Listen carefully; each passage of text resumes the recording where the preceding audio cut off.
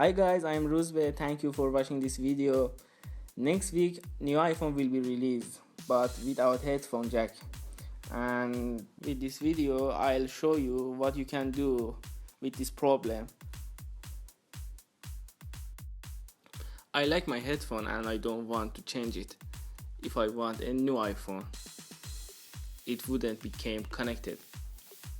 I searched it in internet, like Amazon website, and I found it. This is Sony SPH20.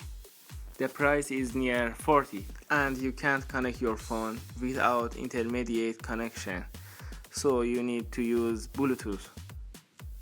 With only one single charge, it remains for 6 hours. Also, you can find low price one. This is Aki Bluetooth 4.1 audio receiver. With only one single charge, it remains for 8 hours and the price is near 16.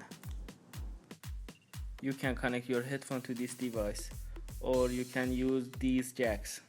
Now you have a wireless headphone. I hope you enjoy it, and I hope Apple will release some technology. With that technology we don't have any quality problem, because the quality of headphone with cable better, and I hope Apple fix it.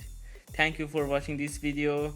I'm Rouzbeh and see you